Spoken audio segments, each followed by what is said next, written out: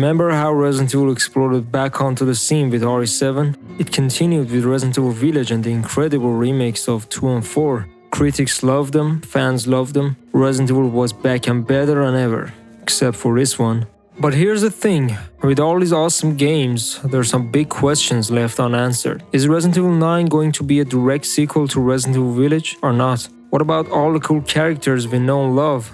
The upcoming release of the next Resident Evil game has fans buzzing with excitement. Each day brings us closer to the big day, and the anticipation only grows stronger. Rumors, leaks, and mysterious hints found online add fuel to the fire, as fans eagerly dissect and analyze every bit of information. Even the smallest details are scrutinized, sparking endless speculation about the game's setting, characters, and storyline. After playing key roles in both Resident Evil 7 and Village, leaks suggest Chris Redfield will become the main protagonist in Resident Evil 9. No surprise there, because it feels like decades since we have seen these legendary characters in a brand new story. The narrative seems to have hit the brakes after RE6, leaving fans chomping at the bit for a game that reunites at least two of them. Resident Evil 6 marked the last major appearance of the series' original characters, leaving a void for those who yearn for their return. While Resident Evil 7 and 8 introduced new narratives and a new protagonist, many fans still consider them separate from the main storyline, leaving a sense of longing for familiar faces and interconnected plotlines that define the earlier games. Part of what makes Resident Evil so awesome is how well developed all the characters are. They're not just there to shoot zombies, although they're pretty good at that too. These characters grow and change throughout the series, dealing with the emotional toll of facing constant biohazards and nightmarish creatures. You see them scared, frustrated, determined, and everything in between. They feel real, and that makes their struggle all the more gripping. It's like you're right there with them, dodging lickers and trying to figure out how to survive another day. There are a lot of games that have cool heroes and villains, but Resident Evil goes a step further. It makes you care about these characters. You root for them, you worry about them, and you celebrate their victories and mourn their losses along the way. That connection is what makes the whole experience so much more intense and memorable.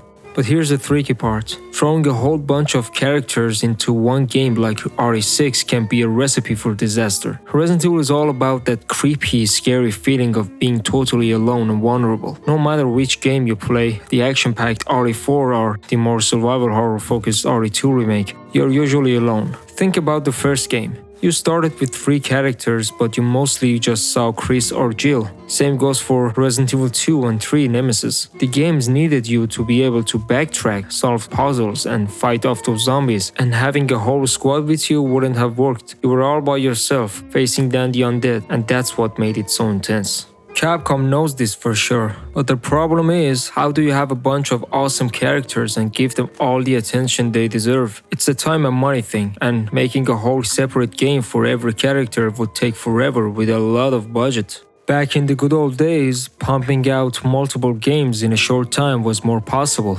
Making games wasn't nearly as expensive as it is now. This meant the story could unfold in parallel across different games, letting us meet a whole bunch of awesome characters and see things from their point of view. It was like getting a whole bunch of different perspectives on one giant story. Remember how cool the original trilogy was because all the stories happened around the same time and connected with each other? Raccoon City was about to get nuked, and you were racing against the clock to escape before everything went boom. So how do we get the best of both worlds? How do we bring back our favorite characters and tell a gripping story without sacrificing the core gameplay experience? It's a tough question. In Resident Evil, the story might not be the absolute star of the show. It serves as a backdrop for the intense gameplay, setting the stage for your terrifying encounters with zombies, but that doesn't mean it's unimportant. The setting and atmosphere are crucial. They are what bring this story to life, giving the world around you a sense of dread and making your struggles more meaningful. So the challenge lies in finding the perfect balance. We want a story that's engaging enough to keep us invested, but it shouldn't overshadow the core gameplay experience. And for that reason, Capcom can continue focusing on remakes for now. There are plenty of games that could be remade. from Resident Evil 0 and 1 to Code Veronica and 5, each with the potential to deliver amazing survival horror or action horror experiences thanks to their strong narratives and unique atmospheres. I know focusing on remakes might take us far away from the main story, but there are two things to know. Wrapping up this huge story in just one or two more games wouldn't work. It wouldn't fit the pacing of horror games and could end up like Resident Evil 6, messy with both story and gameplay. 2, which is more important, every character in this series has die-hard fans. This means any big thing that happens to them, especially something final like dying, is gonna make some fans unhappy. Imagine if Resident Evil just ended, like bam, all the zombies are gone, everyone's having a barbecue with Chris Redfield.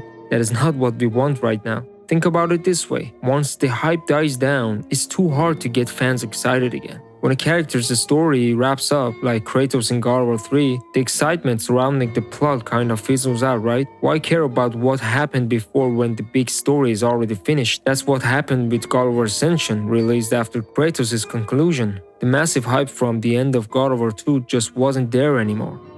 So here's the question. Remakes are a story moving forward. Too many characters, too many stories to tell. Let me know what you think in the comments below. I think as long as the games are fun, that's all that matters. The recent ones have been pretty awesome. Don't forget to like and subscribe if you enjoyed this video.